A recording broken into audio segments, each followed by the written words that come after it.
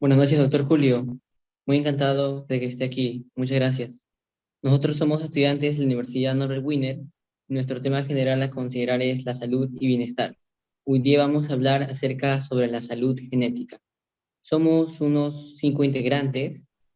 Componemos mi compañero Sebastián Limaimanta, Joseph Sixto, Pisango Chujutayi, Kiara Sarifi, Sumarán Medina, César Agustín, Olorte Espinosa, Luis Fernando, y mi persona, Chilingano Príncipe, Eliezer. Nosotros tenemos entendido que usted es el doctor Julio Poterico. Lugar de trabajo y experiencia, usted lo obtuvo en el Hospital Nacional Docente Madre Niño San Bartolomé y también en el Ministerio de Salud del Perú. Su especialidad es usted médico genista, también tiene certificaciones, certificado de logro, tecnologías genómicas en diagnóstico clínico, secuenciación de próxima generación. En reconocimientos, tiene usted el mejor proyecto de investigación en la Facultad de Medicina en la Universidad Peruana Cayetano Heredia. Y en proyectos, tiene análisis de mutaciones germinales en el proto-oncogen red. Bien, con la primera pregunta voy a pasar a mi compañera Pisango. Buenas noches, doctor Julio.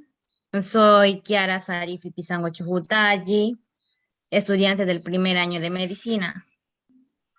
Mi pregunta es, ¿en qué consiste la consulta de genética médica?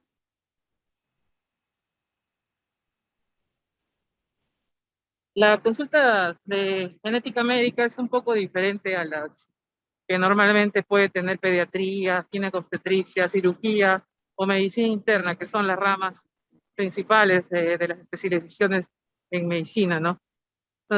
Viene a ser una consulta en la cual uno tiene que ser especializado en diferentes cosas a la vez, pero obvio, como es tan grande, pues vas a tener un lado más fuerte, un lado más débil, ¿no? Es algo que te subespecializas. En mi caso, mi fuerte, por decirlo así, es más cáncer, hematología, inmunología y un poco la neurología. Cuando nosotros, los genetistas, abordamos un paciente en el consultorio, lo que hacemos es detallar al paciente lo más minuciosamente posible. ¿Qué quiere decir? Una buena anamnesis y más prolija que lo que normalmente se podría hacer, una buena historia familiar, es muy importante saber la historia familiar, y también un buen examen físico. Es más, un riguroso examen físico. Estas actividades suelen hacerse repetitivamente con la misma intensidad. Quiere decir que, por ejemplo, en el año un paciente puede ser meticulosamente examinado e investigado, él y su familia, por lo menos 2 a 3 veces al año. Esto es relevante ya que las pruebas genéticas lo ameritan. No sé si respondió a tu pregunta. Muchas gracias. La siguiente pregunta.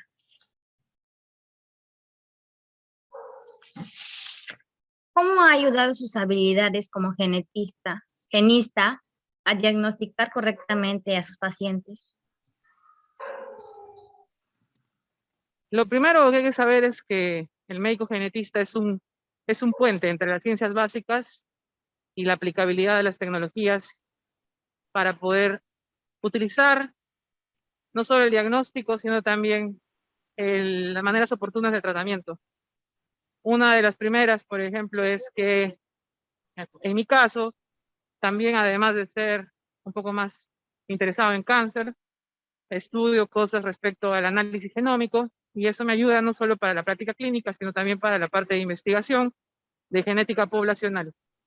Porque existe el concepto de medicina de precisión, lo cual es un concepto totalmente nuevo para nosotros, pero ya establecido en países como Inglaterra, Estados Unidos, Alemania, Francia, etcétera, donde tú vinculas a la parte médica y científica.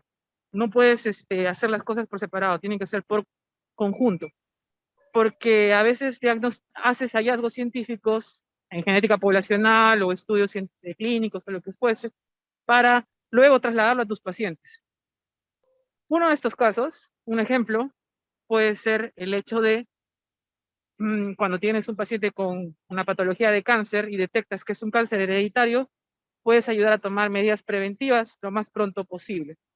El otro tipo de ejemplo en cáncer es que hay estudios moleculares en el tumor que ayudan a predecir cuál es el mejor tratamiento. Si bien es cierto, los oncólogos manejan muy bien esto, la información es tan grande y creciente tan rápidamente que nos suelen consultar al respecto también. Entonces yo creo que el médico genetista es parte de las terapias y los tratamientos, ¿no?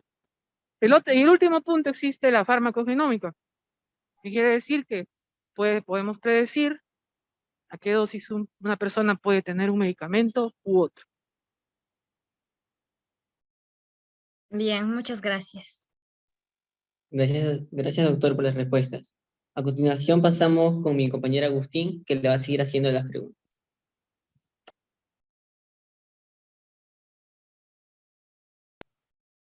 Muy buenas noches, doctor. En su opinión, ¿cuál es el más reciente artículo que ha causado interés en usted dentro de este campo?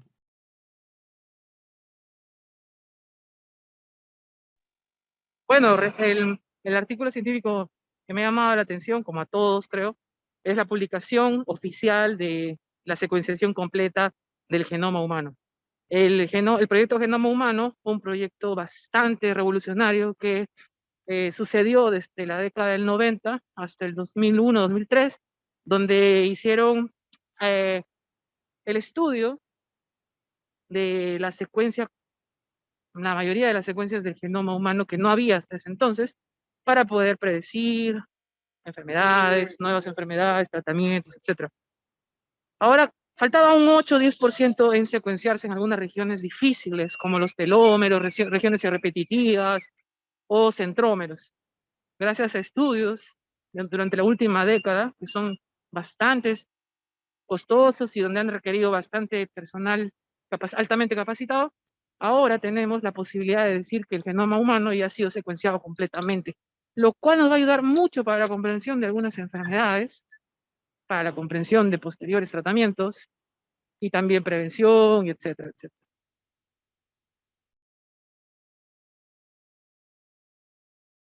Muchas gracias.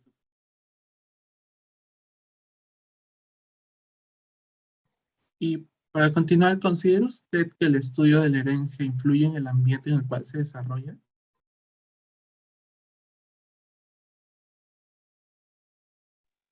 Claro, los factores genómicos, en realidad genéticos, genómicos, son un porcentaje importante, pero no hay que dejar de lado también los factores epidemiológicos, ¿no? Los factores clínicos, dónde vive la persona, el estrato socioeconómico donde se encuentra, qué tipo de aire está respirando todos los días, porque no solamente el área de genética médica se encarga de las enfermedades, entre comillas, raras, donde un gen causa una enfermedad, sino también en las enfermedades comunes, como diabetes, asma, obesidad, dislipidemias, etcétera, porque ahí podemos estudiar en un futuro, no ahora, pero en un futuro, la predisposición de ciertas personas a qué es lo que tienen que comer, qué es lo que no pueden comer, qué es lo que qué tipo de actividad física es mejor para ellos, de acuerdo a su perfil.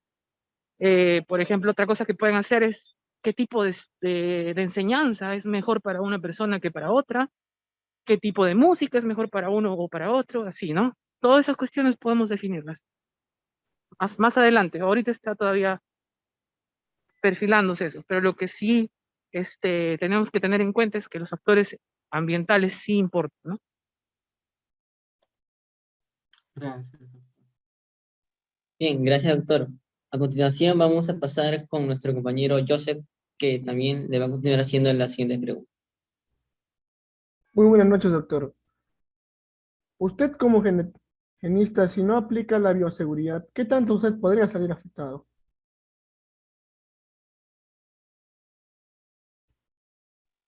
Bueno, otra cosa más que me olvidé de responder, bueno, unos aspectos. El primero es que se dice médico genetista, ¿no? Y lo otro es el punto de la bioseguridad es muy importante. Nosotros como médicos, los médicos genetistas en el extranjero, y también deberíamos hacerlo aquí, es que lideramos laboratorios, además de hacer consultas, además de hacer análisis, los que están interesados, además de hacer muchas cosas científicas, lo que fuese, necesitamos laboratorios. Y por lo tanto, ahí está el nivel de bioseguridad. Felizmente, como no solemos trabajar con patógenos, nuestro nivel de seguridad no va a ser mayor al de 3. Pero esto puede cambiar si es que el genetista lidera un laboratorio de células madre o de terapia génica, donde ahí el nivel de bioseguridad desde el punto de vista de investigación pues va a ser bastante alto, porque vas a manejar tejidos o material biológico y también pacientes o animales que lo ameriten, ¿no? El nivel de bioseguridad es uno de los factores principales en lo que es la categorización del ISO, especializado para laboratorios en medicina humana, y también para la acreditación internacional. Ok, muchas gracias por su respuesta. ¿Puede pasar a la siguiente pregunta, por favor? ¿Cómo se realiza y en qué consiste una prueba genética? Esta pregunta es prudente porque muchas veces hacer una prueba genética para las personas es como hacer un hemograma o hacer un examen de tiroides o hacer un examen como el que sueles pedir en un laboratorio de patología. Pero no es así. En un examen, una prueba genética constituye una serie de procesos. Primero, antes de la prueba, donde tienes que saber qué paciente te vas a enfrentar. Luego, el tipo de familia o el tipo de paciente con el cual estás trabajando, la personalidad, el factor social, el factor económico, si el seguro lo va a poder pagar del paciente o no, va a tener que salir del dinero del paciente, cuál es la mejor prueba para el paciente. En todo eso se llama el consentimiento informado, donde nosotros antes de la prueba tenemos que decir a los pacientes cuáles son los beneficios de una prueba, cuáles son los riesgos. También existen riesgos. Un ejemplo, uno de los riesgos es que si no se informa bien al paciente, podamos encontrar dentro de un tipo de estudio genético algo que nos cause mucha duda, lo cual generaría una ansiedad tremenda al paciente, ¿no? Y también para el médico. Otra de las cosas es que estos resultados no son fijos, pueden ser dinámicos. Puede ser que ese resultado que una vez fue una duda, con el tiempo, la literatura científica o los estudios genéticos nos dicen de que esa variante es causante de enfermedad. O también lo contrario, que no es un causante de enfermedad, lo cual determina algoritmos de manejo diferentes, ¿no? Y lo otro también es que una prueba genética tiene que ver mucho que ver con la privacidad y la seguridad de los datos y en teoría la gobernanza de los mismos. Por lo tanto, más que una prueba genética, es un contexto, ¿no? Que uno tiene que manejar dentro de lo que puede en su país, ¿no? En otros países están mucho más desarrolladas las leyes y los factores éticos.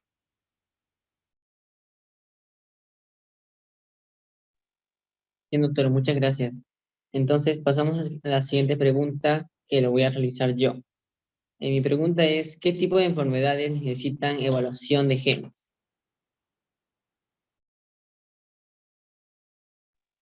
También es otra pregunta prudente, pues que suelen hacérmela todos los días. Las enfermedades genéticas que pueden ir a nuestros consultorios, ¿cómo era tu pregunta? Necesitan evaluación de genes. Ah, ya, eso es diferente. Entonces, para poder evaluar genes desde el punto de vista de un genetista médico, tenemos dos: los casos hereditarios y los casos no hereditarios. Los casos hereditarios es cuando una patología se repite, ¿no? Por ejemplo, un cáncer que donde hay más de un miembro familiar con cáncer, o una edad temprana, o un cáncer raro. Y cuando no es una condición hereditaria, podemos ser de ayuda cuando estamos analizando, por ejemplo, los tumores, o cuando estamos estudiando factores farmacogenómicos, ¿no? Donde podemos ayudar a saber cuánto hay que darle el medicamento, ¿no? A la persona, qué dosis, etcétera, etcétera. En el futuro próximo, en unos menos de 5 años, yo creo, en el mundo van a validarse estudios poligénicos, con lo cual vamos a poder entrar a todas las enfermedades. Pero obviamente todo esto tiene que ser con una asesoría genética y una consulta de por medio, porque existen los factores, como les digo, educativos, éticos y legales, ¿no? No es pedir una prueba por pedir. Interesante, doctor, muchas gracias por su respuesta. En la siguiente pregunta es, ¿cuál es la probabilidad de que haya una malformación de genes y de qué manera se puede prevenir? Claro, Sí, yo le llamaría una alteración en los genes, ¿no? Bueno, esas probabilidades varían de población en población y de lugar en lugar.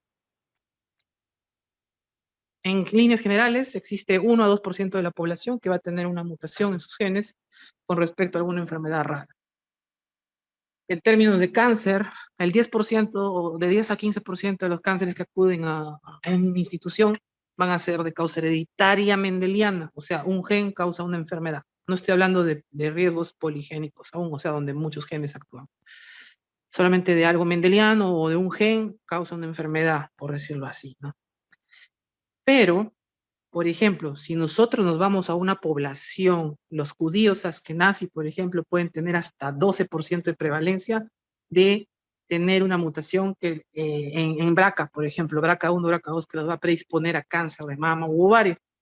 Y otro ejemplo es acá en Perú, hay una región en Piura donde hay bastantes casos de una enfermedad recesiva, o sea, que puede ser evitada, pero lo que pasa es que se casan entre personas del mismo pueblo y hay una región endémica de ese tipo de enfermedad que se llama lipodistrofia de Berardinelli. Eh, entonces, la frecuencia varía de población en población, los datos que tenemos son más europeos, y por eso es importante también el estudio científico a nivel de genómica poblacional, ¿no? Para poder saber lo que se comenta en la pregunta.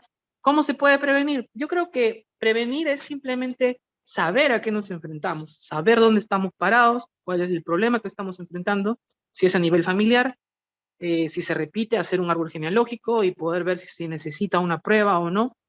Si es a nivel comunitario, pues tendríamos que tener otro tipo de estrategia, ¿no? A nivel ya más una investigación epidemiológica, genómica, o sea, genómica epidemiológica. Y el otro punto es, para todas estas cuestiones, para prevenir, hay que ver no solo estos factores genéticos, sino también ambientales, como hace un rato comentábamos, porque hay algunas enfermedades que suelen ir a nuestro consultorio que son de causa ambiental, como por ejemplo mujeres que no han tomado ácido fólico antes de que salieran gestando y tienen una mala alimentación, suelen tener más riesgo de tener niños con algunos problemas, como el labio leporino o defectos del tubo neural.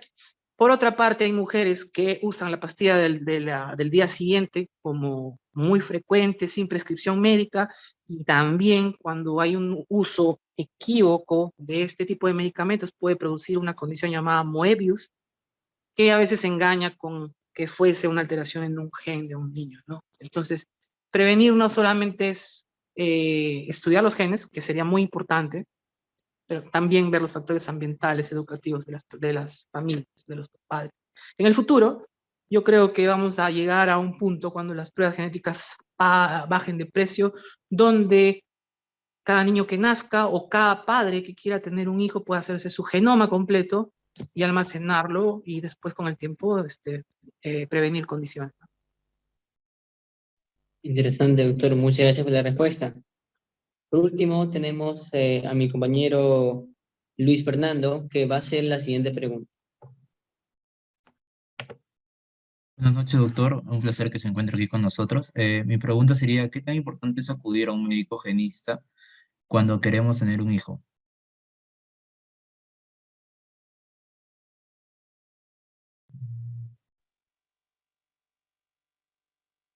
Es una pregunta que a veces es poco valorada por los que van a ser padres, incluso colegas, incluso médicos, ¿no?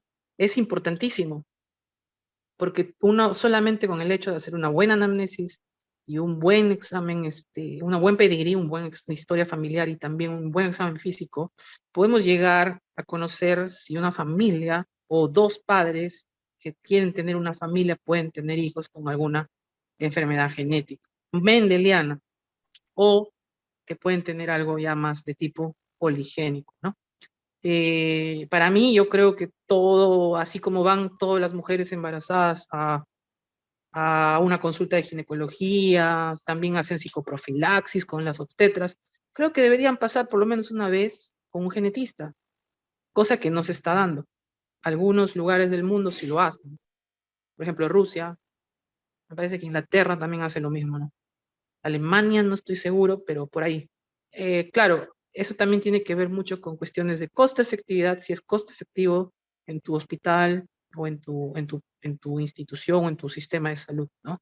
Pagar la consulta por el Estado o por la parte privada a un médico genetista. Pero en casos ideales sí debería ir toda persona. Gracias, doctor. Mi siguiente pregunta es, para finalizar, ¿qué recomendaciones nos podría dar como médico a nosotros que estamos iniciando la carrera de medicina? Bueno, lo primero es que no tomen a la genética como algo tan difícil, como algo tan fuera de foco, porque al principio cuesta estudiarlo, cuesta aprenderlo, pero es el presente y es el futuro. Todo lo que ustedes van a ver como médicos más adelante tiene que ver con genética, biología molecular. Y ahora lo ha comprobado la pandemia, donde han escuchado seguramente de pruebas moleculares, PCR, etcétera, etcétera. Es que todo en medicina ahora es así, y cada vez van a ser más complejos. Por ejemplo, ahora se está hablando de utilizar el secuenciamiento genómico, pruebas moleculares y factores clínicos epidemiológicos para poder hacer machine learning o para poder hacer deep learning. Pero todo eso no tiene sentido si el operador, en este caso el médico, conoce los fundamentos de esto, ¿no? Cómo se llegó al resultado, porque también pueden haber fallas o pueden haber cosas diferentes. Haciendo un hincapié, la mayoría de estudios genómicos y estudios clínicos con marcadores moleculares son de europeos o estadounidenses. Recién, poco a poco, se está generando data en latinos y africanos y asiáticos. A la cola estamos nosotros los latinos. Incluso los africanos están avanzando un poco más rápido, ¿no? Entonces, ese es mi primer consejo, que estudien genética, no para ser genetistas, sino porque lo que les viene tiene todo que ver con eso. Y lo segundo es un consejo ya optativo, que estudien programación, porque creo que sean la especialidad que sean, van a tener que, como médicos, alguna vez enfrentarse a un problema o hacer investigación sobre alguna patología, y la programación ahora les va a servir para muchas cosas, ¿no?